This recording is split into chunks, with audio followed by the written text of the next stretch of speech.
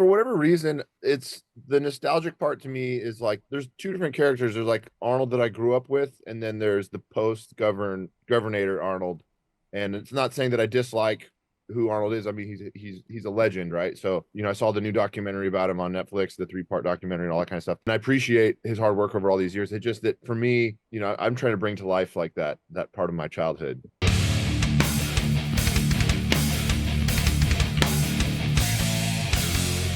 Welcome back to the Ghost Cult Magazine show. This time I'm your host, Ojayy. And here we are with Tim Lambesis of Austrian Death Machine. How are you doing, Tim? Good. Thanks for having me. Well, happy to have you, man. I've been very excited for this Quad Brutal. It's the fourth record, and I've been a fan since album one. These are really fun because at one point when I was playing in bands like 10, 15 years ago, we were toying with the idea of doing this type of project. And then lo and behold, it's like, oh, it's already done. Like somebody put out this record. So it's like, you beat me to the punch. So I've always listened to it. And I was like, damn, it's good. So I can't be mad at it. Well, if you were to pursue it in the future, I wouldn't be offended because I feel like this belongs as its own genre. I feel like there could be an action movie inspired,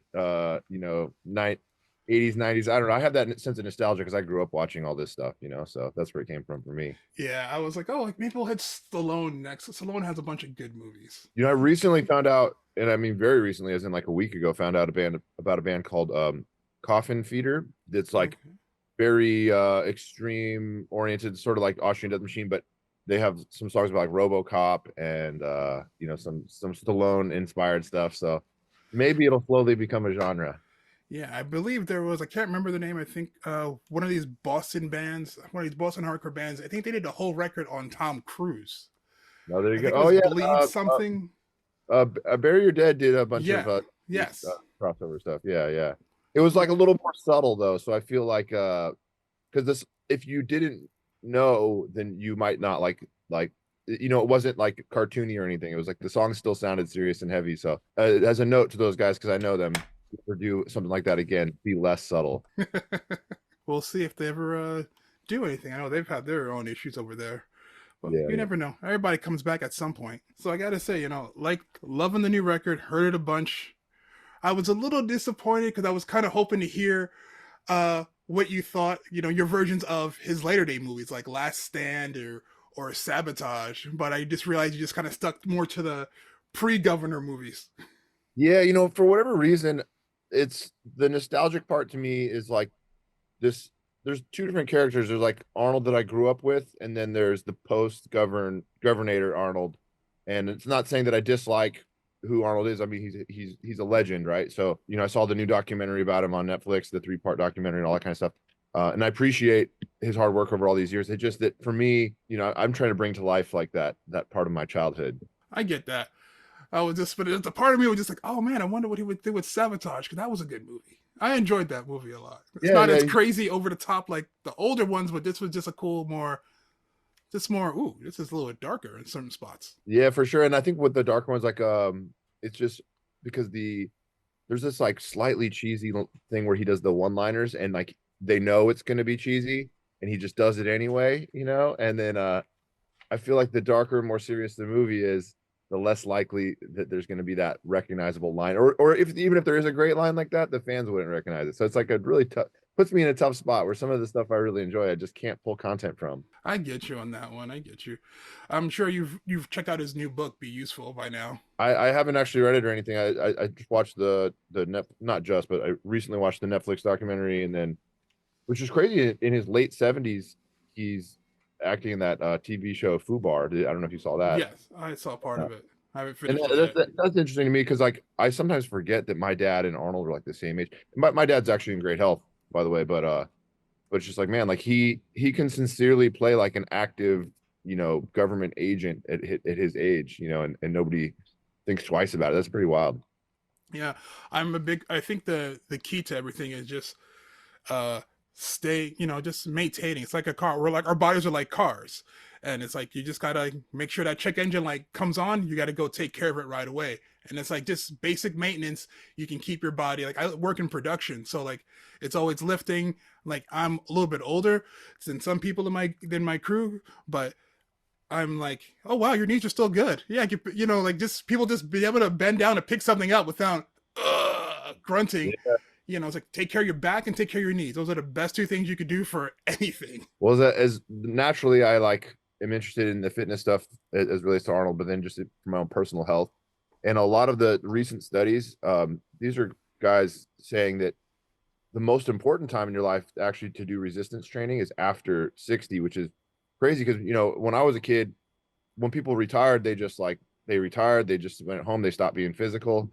And all these guys are saying now that like the most important time for resistance training, because it like tells your bones and all your joints to get stronger, is to actually give your body challenges. So I called my grandma up after I saw that study. I said, I know you're 90, but you're still supposed to be lifting stuff. So Yeah, I guess it's easier to lose muscle and everything the older you get. Like the yeah. more active you are, you're fine. But when you have some downtime, like I used to work in a circus. I lost a ton of weight. I was fairly fit for me. And then when I got out of it, like a year later, I was like, wait, I went up like 2 pant sizes. And it's like, I can't get back down to that specific weight because we would like do 2 shows, go to the gym in between every day, you know? So it was good times back in the day. Yeah, I don't know if I don't know your age, but like some of the stresses that I put my body through, like you know, going working out for an hour and a half, then going on stage for an hour and a half, and sleeping in a van and only being there for 4 hours of sleep and all that kind of stuff. I don't know if I could the cortisol levels in my body. I don't think that I could survive that. I'm just 45, black don't crack. I'm immortal. Yeah, good for you, man. Good for you. Yeah, I gotta say, speaking of the weights and everything, man, that "Don't Be Lazy" song, I loved it. That video was hilarious, and it really is true. Like I see people re-rack it, but I'm kind of like OCD a little bit. Like I hate when they re-rack the weights in the wrong weight.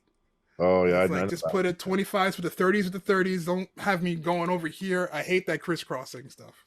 that.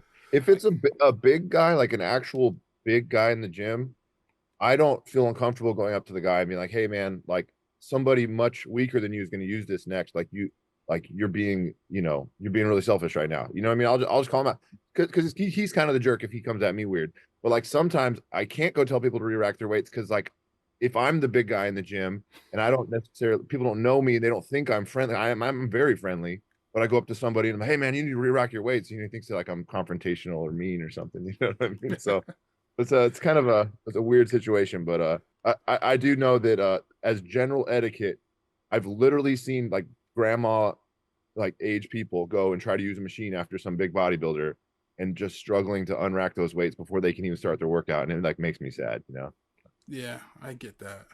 And it's like, do I help or not help? It's like, I'll wait for you to ask. I can't offer because now I'm an asshole if I'm offering to help you.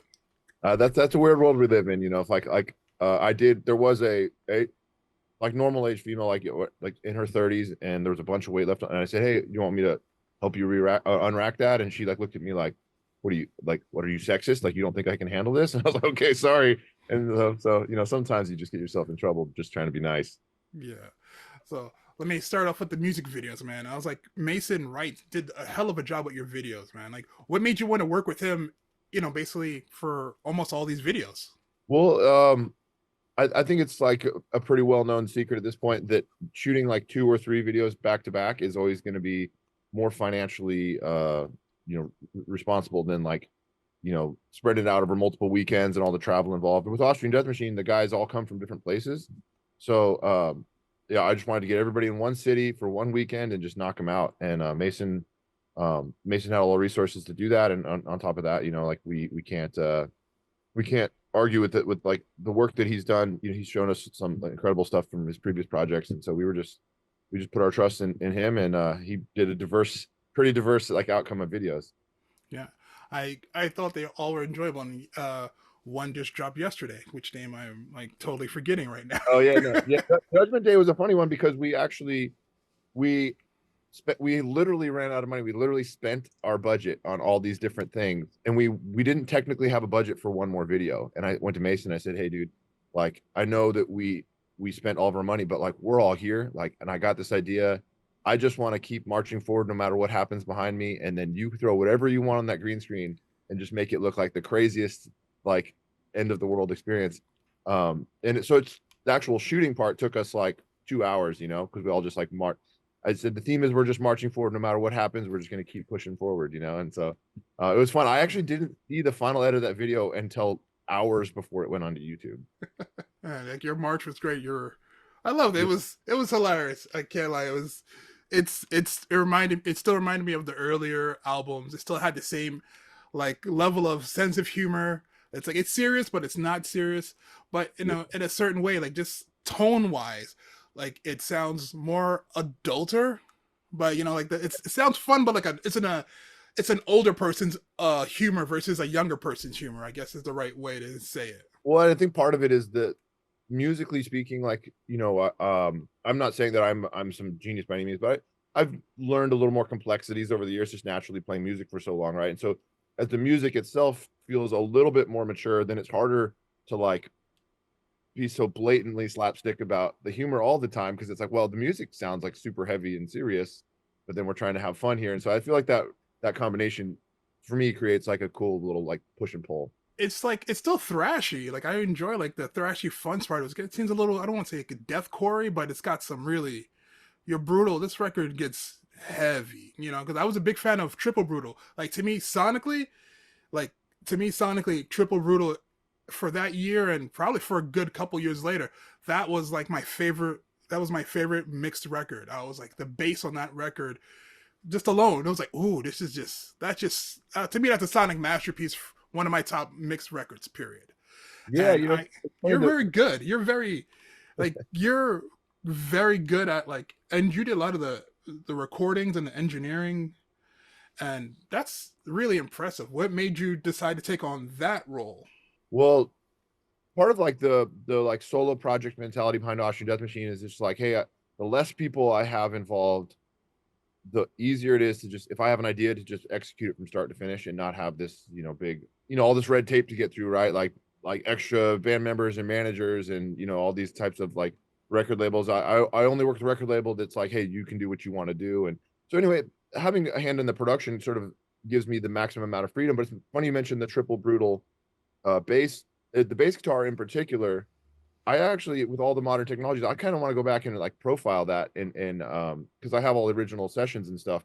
Because for the life of me, that kind of weird pingy growl that's on that bass, I can't get that. I can't recreate it. So I might have to just go back and profile it with all the new technology that's out there. It's so crazy versus like from your first recording to now. It's like, you know, I remember recording stuff to like 2-inch tape, you know, and then it went to DAT tape, and now everything you just plug into this laptop, pick your Yeah. amp, you're halfway there. Like I do drums, so it's like I don't think it's 100% there yet for drums, but it's pretty damn close. Yeah. And it used to be back in the day, it was like you hear a band that didn't have a great recording, you're like, oh, you know, they just didn't have the resources, right? They might not have had the, you know, the access to like a really big, nice drum room or really crazy boutique guitar amps or whatever. And now if a record sounds bad, it's just because the person working behind the record just didn't have good enough knowledge of recording or maybe the ears and years of experience to be able to pull it off. Because technically speaking, the average person can spend about $2,000 and have enough equipment to pull off, you know, everything that like world class records are being made with, and that's a pretty wild world that we live in. It's funny how good is your laptop? All right, you're that's pretty much how much RAM do you need? Yeah, but now the bands have no more excuses. Now it's like, well, why don't your guitars sound good? It's like, well, you or the engineer or just you didn't have enough experience. And this isn't like to give people a hard time by any means. It just means that, you know, the biggest hurdle now is like sitting down watching YouTube tutorials and like learning the intricacies of our industry. That's the holdback, not necessarily the financial you know, investment anymore. Yeah. Now for you, is it, since you wrote all the music, is it hard for you to separate writing this for, say, Austria, say, you know, As I Lay Dying, or when you were doing Parithion? Was it like you had like a third project? I remember way back when, like, Yeah. Yeah. So like with Perithian as an example, I tend, I mean, I've tried to help, but I tend to want that to come from another guitar player's mind. So like part of the idea there is that while I may help produce that music, it's specifically not my guitar playing, and that's kind of partly what's cool about Perithian. And then by contrast, like Austrian Death Machine and As I Dying, there's this weird like, oh man, like some of that stuff could cross over, but the real the real definitive marker there is like if Phil and I wrote it together, then it's As I Lay Dying. And if I wrote it completely by myself, then there's a really good chance that Phil's not going to want to get on board with it as much because it doesn't have his stamp also. And that's good. There's good and bad about that. I mean, that's the nature of like being an artist and collaborating, right? Is that sometimes you have a great idea, but it doesn't represent both minds, and so it has to go somewhere else. And I think that's part of the diversity of the Austrian Death Machine record this time around, is that I did actually write some of those songs thinking like, oh, this could potentially, these could be some potentially cool As the Dying riffs. And then as I got further into the process and working with Phil, it just was like, well, like now it's starting to separate it as Phil and I wrote the As the Dying record. So yeah, it's more collaborative versus like you could just sit at home and just do. Not say you could do this by yourself at home, but when you're writing this stuff, is it like you set up a drum machine first, or are you just like, I got a riff here, let me just work off this idea?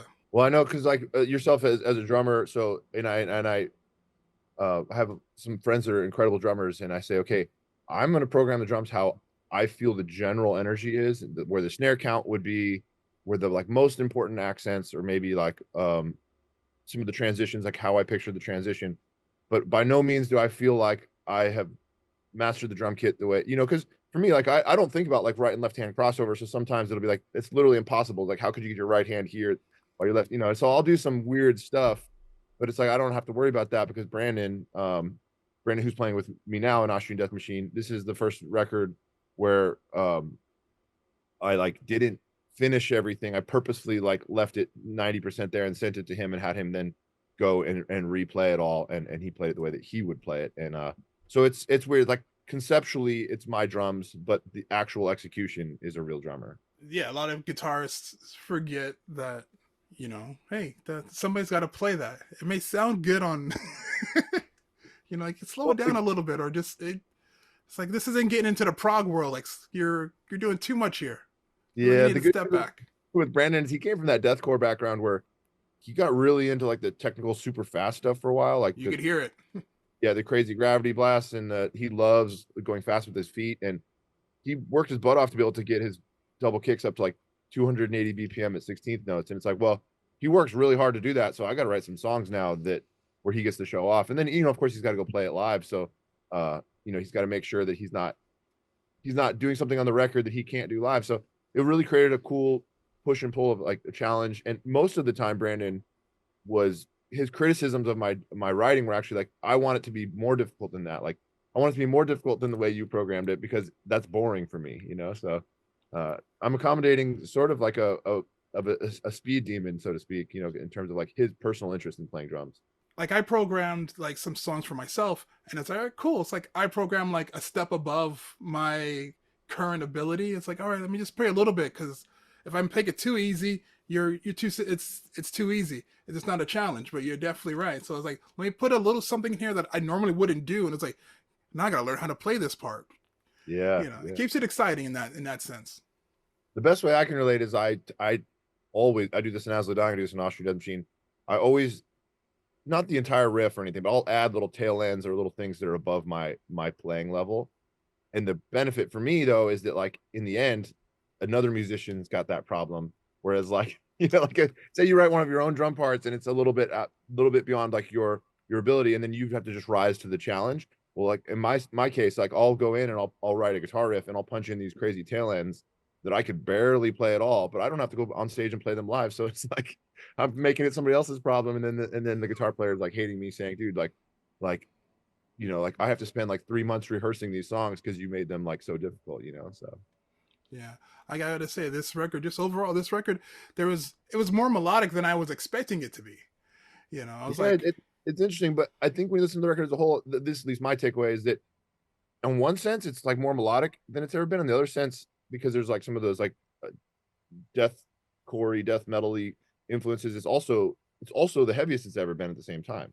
yeah, I have to agree with that, because it's like, and then like I say, the melody in there, the melody part, those things are catchy and hooky. Those are some great hooks, like vocally, lyrically, riff wise. It's all like, oh, that's really really catchy, man. I was like, I can't be mad at it. It's like, oh, it's like, all right, it's a little more singing, but like, all right, it's got a great, it flows great. It's like, you want to be like this, be like, I'm the stoic person, like, oh man, it didn't compete to the last record, it doesn't stand up next to it, but like, all right, it does. Like I said, it just feels like just the I think it's just the adult humor. Like you wrote that when you were like in your late 20s, and now like you're probably not in your late 20s anymore, and so like your humor is a little different, and your musicality has changed. So it's a it's a banger, I gotta say. Yeah, I appreciate that, and actually, what's weird is that making this record and the diversity of it sort of inspires me, like when I do, because I've done like Christmas releases in the past, to want to go back and like really strip it down for like some really thrash oriented Christmas songs this coming holiday or something like that, because then it's like the nice contrast. Once you push into like these more elaborate melodies on the guitar or even vocally and stuff like that, it's like, well, I don't want to keep pushing too far in that direction. I want to sometimes be able to do the opposite and pull it back and go back to the roots a little bit. So Yeah, I'll find my balance. It's every record is a little chance to push the boundaries. yeah. Does this make you want to go and produce other bands more now, or is it just like I'm just keep my own little bubble of my own projects? It depends because I'm interested in. So here's the best way I can describe it. Like when I'm on tour with As the Dying, it's like, there's 10, sometimes more, like 12 people in a bus. We're all crammed into there. We're sleeping in these hallways, and we're in the same backstage rooms. And we all get along. Actually, I really miss some of our crew members and stuff like that when we're home from tour, just hanging out. But the last thing I want to do is be home from tour, having been like 12 people stuffed into a backstage room for months, and then have a band also in my room right here. This is like my home studio. Also have like 5 band guys in while I'm home. So my interest in music production has sort of moved into like more on the mixing side, or co-writing side and things like that, where I can primarily work by myself, not because I dislike the musicians I would potentially be working with, but just I need some balance in my life. Yeah, like sometimes you just get I don't want to say burned out. It's like sometimes your ears get tired. Like it's always felt when we like used to do festivals, and it's like, hey man, you're on like one of these like death metal festivals, and like after a while, every band sounds the same. So like you're going home, and it's like I don't want to hear any death metal for like a week, and you're just like I need something easier on the ears, and you just want to just give yourself a break. Yeah, that's a perfect analogy for sure. So it's some of your guest stars. So I gotta wonder, Brandon Richter from Bleeding Through.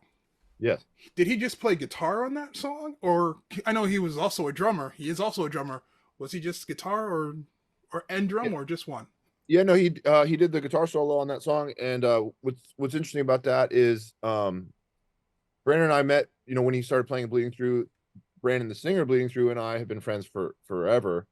And then I hit up everybody that performed on the record was like a pre-existing friend of mine, um, and that's like how the collaboration came in. It wasn't like, oh, I need to cross over with this fan base or that fan base. I didn't care about any of that. I just wanted to like work with my friends. And then I was just talking to Brandon, the singer, Bleeding Through, and was like, man, um, like I have one song that still needs a guitar solo, and I totally spaced, and I have a deadline coming in like a week. And he's like, dude, and I had just been hanging out with guitar player Brandon, at their show, and we became friends and everything. And I just was like, he was like, dude, why didn't you think to ask Brandon? I was like, I have no idea. It's like it's one of those, just like the obvious answer was like right there in front of me. You know what I mean? So he came in, and that was actually the very last piece to add to the record, and he came and he crushed it. He had like 1 or 2 days notice and just turned it around and crushed it. So Nice. Yeah, I saw your video. I saw the videos of you with the Bleeding Through guys for their 20th anniversary show. Like I oh yeah, just missed it. I had like some project out here, and I couldn't like get out of it to come out because I love those guys. yeah, it was a pretty cool moment. I mean, I know Brandon on a level where I could like read his body language. I could sense when he was on stage. It felt very emotional to be like, man, like our 20th. Like it actually wasn't their 20th as a whole, it's the 20th for that one particular record. And just like, to be a band that's not active all year long, and then to play a room that size and have it be a sold out crowd, and just tons of energy in that room. It was really cool to just watch. And then I got the fact that I got to do a part with them. I felt really honored. That was really great to see. And speaking of guest stars, I was really impressed to see like you, Ricky, and Brooke like just doing vocals on different songs. And yeah, that's a you guys were an interesting trifecta of singers that come from different backgrounds. So I was kind of very surprised to see those you three work well together. I think I'm saying that correctly. No, what's a funny thing is, Ricky and uh Brooke from Impending Doom like are really good friends.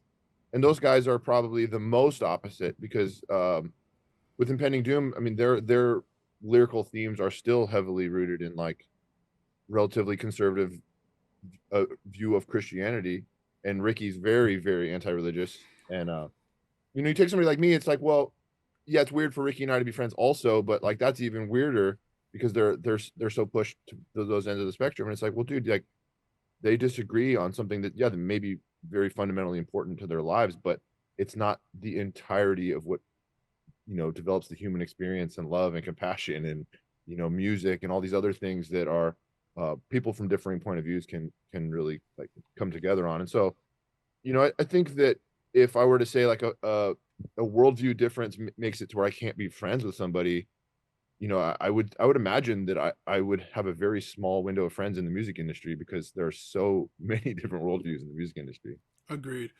Yeah, because sometimes it's like, yeah, you just like I've we all met people that are like, it's like, hey man, I like to do this for fun, and they're just so like stone focused on like their beliefs that they can't put past like, oh wait, I know you, like you're my family, you're my friend, because I've had this in my own personal experiences where it's like, oh, this is my project, and my singer's growling on the record, and then my cousin's father was like one of those 7 Day Adventists, so it was like, this is the devil's music. I'm like, dude, it's me. Come on, man.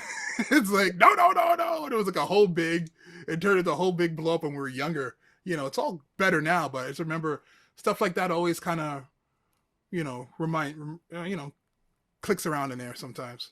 Yeah, for sure. And I'm not trying to equate music to like a traditional capitalism business, but like if I ran, you know, just like a carpet cleaning business, right? And like, you know, I had employees and some of them had a different view than me, you know, but in the end, hey, like when it comes specifically to cleaning carpets, like we're all on the same page. Like, you know what I mean? What's the problem there? Right. You know what I mean? And so when it comes specifically to like, you know, let's just say songs where there's not a crossover of different beliefs, it's like the topic of this song is actually something we coincidentally don't differ on, then why not do a song together? You know what I mean? Obviously, I'm not going to align myself with all of Ricky's views, and likewise, he wouldn't align himself with all of my views. But there's definitely some moments there where we can work on the same thing and be sincere about it.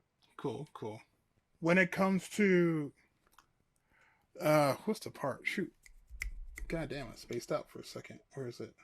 Sorry, you're actually my first interview of the year. I've kind of been so busy with other shit. I kind of like, like, I'm too busy running other parts of the company of this website. I don't have. I was like, I kind of didn't have the bandwidth, and I was like, oh, this, yeah, I'll do this. I'll definitely do this because this Well, excites me. So that's the yeah. beauty of modern editing is you know, it's gonna appear seamless. So we don't Oh have to, fuck yeah, I deal with the editing too. So yeah, the yeah, problem yeah. is I gotta listen to my own voice. It's funny, no matter how long we've been like each of us in our own individual worlds have been doing our thing, you know, music, this kind of stuff. I I still hear my voice on an album and it's still just like I have to I don't know how to describe it, but like I acknowledge that when I hear my voice and hear other people's voice, I'm like, okay, I can acknowledge that maybe I do a better job on this part than this guy does, right? But I still don't like my voice. It's like I have this ideal voice in my head of like what I think a metal vocalist should sound like, and that's what I'm chasing after. And I don't believe that I am that thing, and I don't think I ever will, and I have to learn to accept that. Yeah, yeah, it's a weird kind of divorcing. It's like, oh man, we did this record. It's like great. Like I don't expect you to like re-record Austrian Death Machine album one. Like here it is. Here's the remake. Yeah, Yeah. like here's the Austrian because everything gets remade. So technically you probably could get away with remaking new versions of some of these songs with your more mature voice. So it'd be kind of funny to see you redo like to do that. Yeah, I have jokingly talked about this, and I might pull it off, but would be the 16th anniversary of Austrian Death Machine, which is normally like not a year to celebrate. But I thought for like this holiday time, it could be funny to have like Arnold's like Sweet 16, you know, like where he's like, you know, because it gives a funny theme because you got to picture Arnold like is almost like this like I mean Quinceanera would be even funnier, but that year Yes, already passed, right? So you know, but Arnold celebrating his Sweet 16, you know, that could be a fun theme. that'd be trippy. Yeah, that would just be Or at straight least up it trippy. would at least be a fun thing for Ed Repka as an artist because he's done an incredible job on all the album covers. And the original connection with him is that I grew up in that era where like you went to the record store and like you couldn't hear the album before you bought it, so you'd pick up an album and look at the cover and be like, this is probably going to be super heavy, right? I remember picking up, I believe it was Rust in Peace from Megadeth, and looking at it and being like, I don't know what this band sounds like, but I bet you this is heavy because look at this album cover, you know. And so from a nostalgic standpoint, I was like, man, I really hope I get to work with Ed Repka someday. In the back of my mind, that would be really cool, right?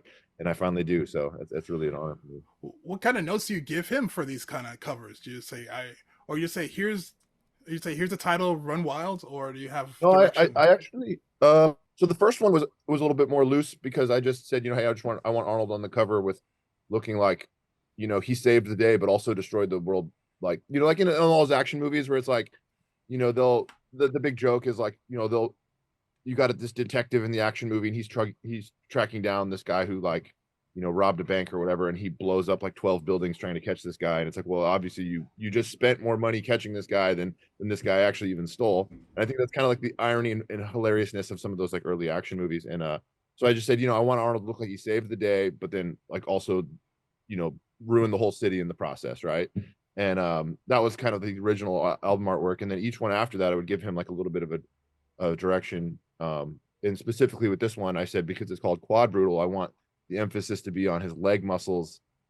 Squat. I want him to be. I sent him an Olympic pose of like some of those like it's like slightly clip arty things that people use for like weightlifting competitions, where there's like the bodybuilder holding the entire world above his head. And I said, I want this, but I want it to be Arnold, and I want the world to be like destroyed machines and old rusty weights, you know. And so Ed's like very talented at bringing to life these little loose concepts I sent him. So like, when do you work on the cover? Do you work on when does the cover become part of the mix? Is it like before you start recording, or is that like the last piece of the puzzle for you? Um, for me, I usually like start getting out like deadlines. It's like,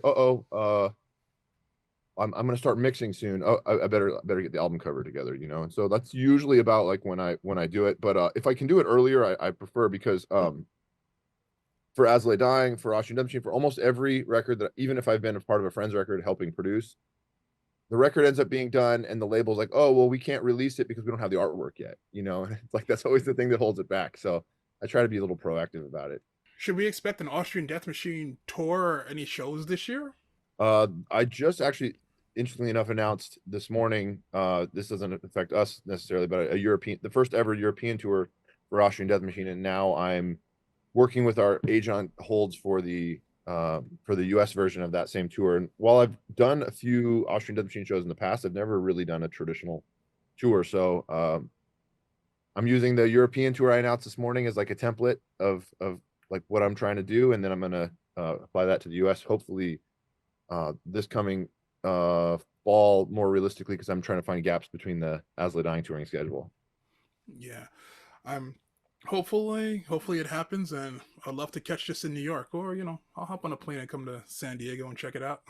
San Diego's not a terrible place to be, but yeah, I mean, obviously New York being such an important city, you know, I got to get out there eventually. With the lineup, I guess, is it going to be the same lineup that was in the video that we seen? Yeah, so this is the first time where, you know, I've done live shows and I've had guys come out with me, but this is the first time where I've really had like a lineup, and actually those people also helped put together the record, right? So like Brandon Short did all the drums on this record. Corey Walker, the other guitar player, and we actually co-wrote some of the songs together, and he usually would come in and clean up some of my guitar playing because I'm not the tightest guitar player all the time. And Mark McDonald's been playing guitar solos with me ever since uh when Total Brutal came out. I think he did 4 of the guitar solos on that record as like a guest musician. And so when it came time to like find like who has the longest history of playing guitar solos for Austrian Death Machine, Mark is the obvious answer there. And he's sort of like unofficially been like the main guy along with me all these years. Cool. Let's go talk about Arnie for a second. What's your most underrated Arnold movie? Uh in terms of underrated, well, let me start with my favorite Arnold movie is Total Recall, because I feel like it has the slightly comedic parts to it, but as a whole, it's also like that philosophical, like questioning reality thing, and it's very well written. Like, let's just say Arnold wasn't the actor, the actual writing of that movie is incredible. But I wouldn't say that that's like underrated, because that was a relatively big blockbuster, not like Terminator 2 level, but it was a pretty big one. But in terms of my favorite movies, I mean, there's a reason some of these movies are successful. The blockbusters are the best, man. I mean, Total Recall is my personal favorite.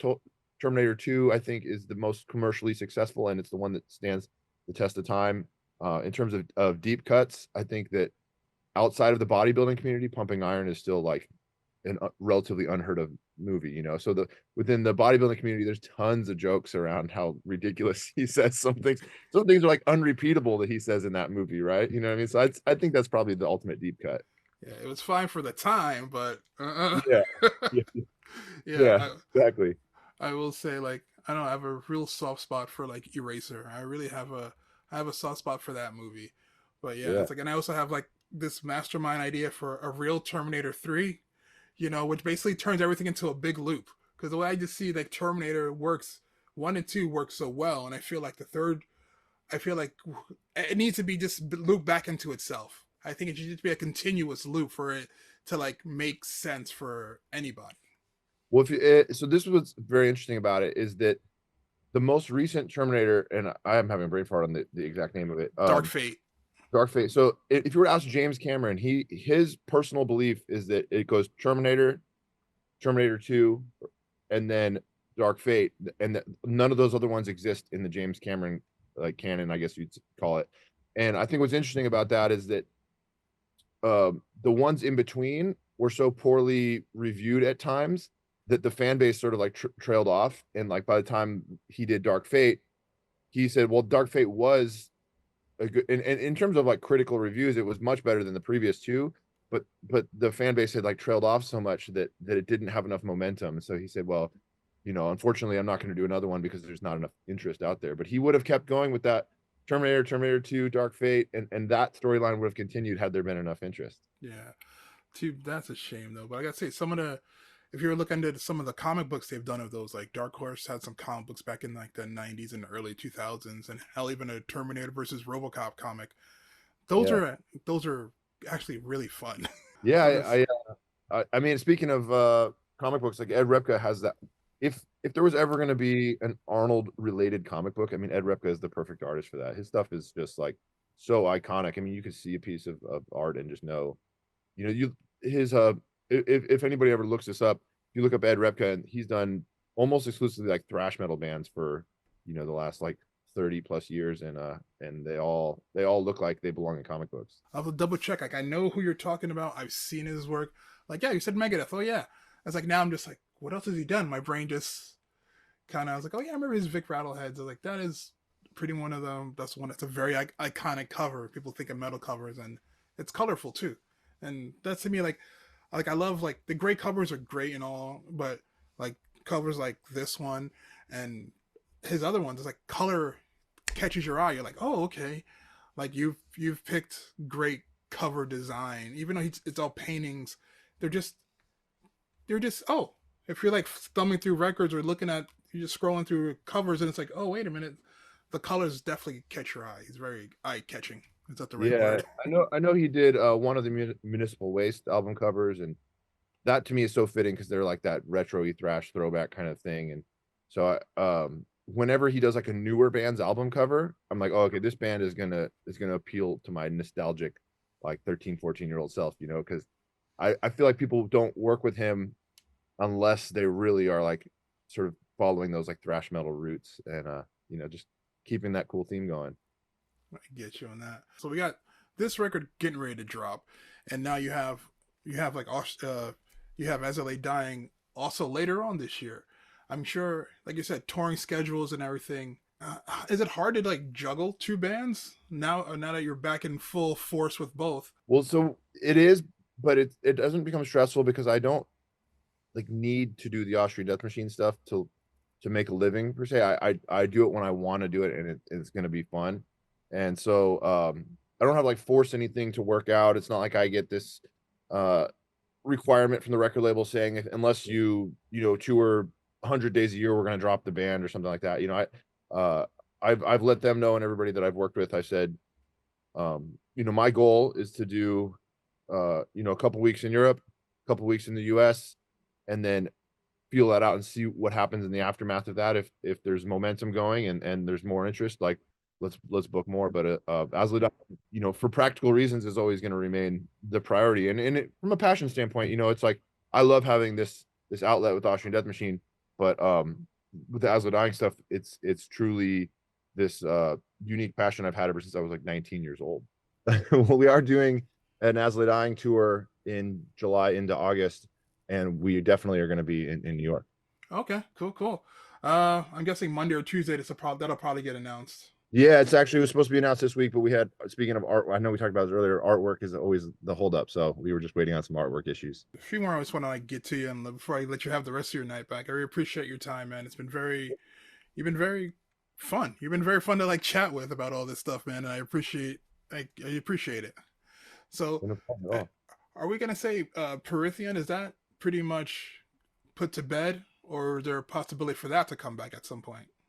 Well, I'm interested to do the Perithian stuff. The hard part is just that stuff is a lot harder to write than anything else, because to write music that's really dark and fairly technical uh is just something that's like it's hard to describe, but having like a strong sense of melody as an example makes writing a song so much easier than if you're trying to keep things like dark and even slightly atmospheric at times. I have a hard time writing that stuff, and so I have to collaborate with other musicians to do that. And I've actually started working on some songs there, but trying to not like stress myself out in the process, because I know, again, it's like I do that strictly for the passion and love for it. I'm not trying to make, you know, I don't need to like do that for my personal income. So long story short, I'm working on it. It's just taking a long time to come together. Gotcha. Yeah. Well, if you ever need another drummer, give me a call. But that's fun stuff. If you could play that, that's that. Why not? It's got to stretch. I got to stretch, and you know, I mean, I keep the cardio going all the time, so I know I have the endurance up for it. Yeah, and big differentiator with Perithian too is that I don't I will add guitar riffs here and there, but I want most of the guitar playing to come from a different guitar player, so it sounds distinctly different than anything that I would normally put together. Cool.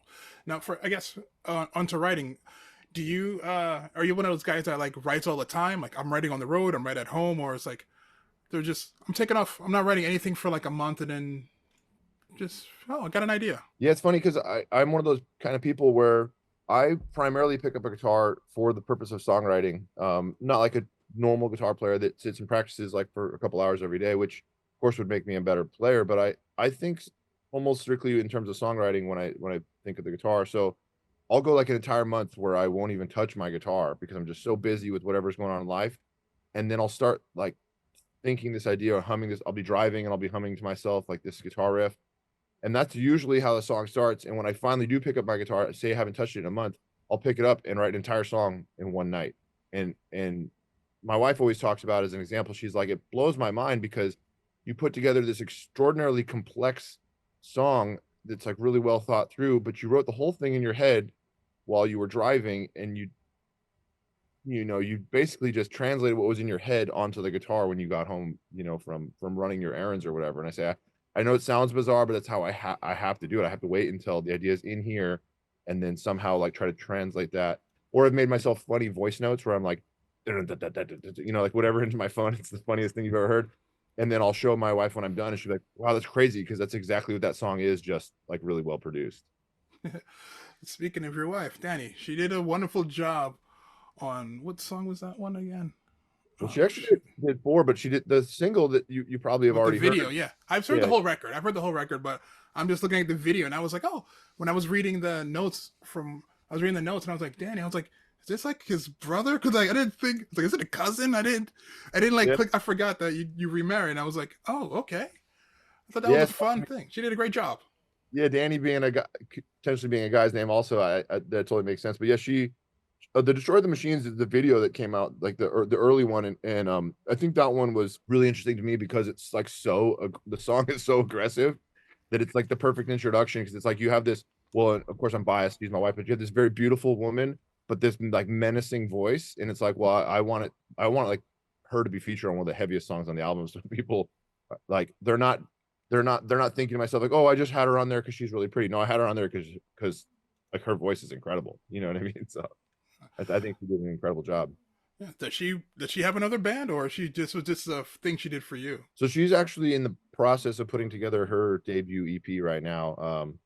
And I guess it's okay for me to announce that yeah, I'm producing it. I'm writing, largely writing most of it.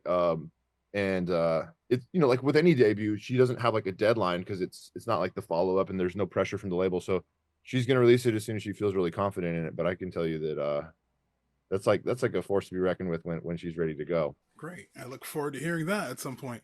I guess we may be talking again in the future. Yeah. Shoot, man. Well, yeah, pretty much. I don't have much. I don't really have anything really left, man. I've got it tapped out, man. It's just fun. I just like to, it's just like I'm happy to see you being happy. Like, yeah, life has been interesting for everybody, and I gotta say, like, I really appreciate the fact that you've done a lot of the positivity you've done in the last bunch of years outside of music. I really appreciate the mental health things you've done, and I thought like that iHeart thing, little documentary I saw it, and like just other stuff you've done. I really thought that that was very. I thought that was very. To me, it felt very genuine, and I was very happy to see that because I'm a person that believes, hey man, everybody gets second chances and whatnot, and you, you, everything happened, whatever happened happened, but like you get it once it's over, you should be allowed to grow and continue. And I'm glad that you're back musically, and I'm glad that you grew, and you've turned everything like, hey, I'm a black dude.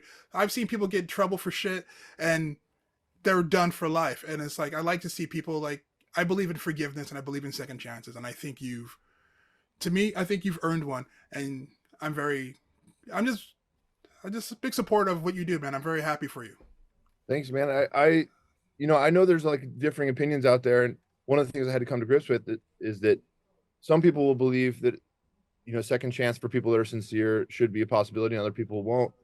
And I can't convince people whether or not I deserve a second chance, but I could do the most that I have with that second chance, regardless, right? So, for even the people that don't think I should be able to play music again or have a second chance, it's like, well, I do have a second chance. I'm going to do the best I can with it, and a lot of the work that I've done from like the charity side is largely from my gratitude. It's like, man, I when I was released, I had family support, I had friends, and I had um a good work ethic that had been pre-established prior to being incarcerated. And so I knew what it was like to like get back into the world and to work hard and have that support system, but a lot of people didn't. And so the entire I do this nonprofit called Reintegration, and it's for helping people that have been previously incarcerated or coming out of addiction treatment. In both those situations, it's like, well, look, whether society believes you should have a second chance or not, you do. You're out in society. You're going to be somebody's neighbor, and since you're going to be somebody's neighbor, let us provide resources so that you can be the best version of somebody's neighbor as possible. And it's from my gratitude of what I've been given that I try to like make sure that these guys, usually guys, have like similar resources. That's the way the world should be. Like, we should help. It's like I feel like like I went to Norway and I talked to them about their systems, and it's like, oh, we don't want you to come back. We want you to get better and not come back here again. And like that's very good. And I think it's a very I wish we had that more. I wish we had that more ethic of. We wish we had more of that care to. Hey, sometimes people need more help. Some people are blessed to be able to. Some people just struggle harder, and if you help people when they're needed the most, they won't return to old habits. So I think it's very. It's just a good thing, man. I don't know how to really word it correctly, but you know what I'm saying. It's The Norway thing you mentioned is extremely interesting because they're like the center of the world's, let's say, case study, or I don't know what the proper word is about this, because Norway was the first country to really like strictly focus on rehabilitation rather than punishment. And while obviously for the safety of society, people need to be removed from society sometimes, especially if they've gone down a really dark path, and it takes a lot of time to get their mind like back into a reasonable place. But their goal is that this person eventually is going to get out, even if it's 30 years from now. They're eventually going to get out, so we need to make sure that they're in a good place when they get out. And it's the redemptive mindset behind that is now been turned into what they call let's see, there's a contrast between the criminal justice system and the restorative justice system. And we in the America, for the most part, have had our incarceration has come from what they believe is criminal justice system, and it's punish, punish, punish, and then we have the greatest recidivism rates in the world of people going back to prison. And it's like, well, whether you emotionally feel like punishment is necessary or not, it's been proven that it doesn't really help. But the restorative justice of actually focusing on like making amends where possible and addressing the character defaults that got a person into that place, that's like really inspiring to me, because I think that Norway's recidivism rate, or people going back to prison after being released, is like not even, I don't know, I want to say like less than a tenth of what ours is or something. I could have the statistics wrong, but it's at least, we'll say at very least like it's double in a positive way what ours is.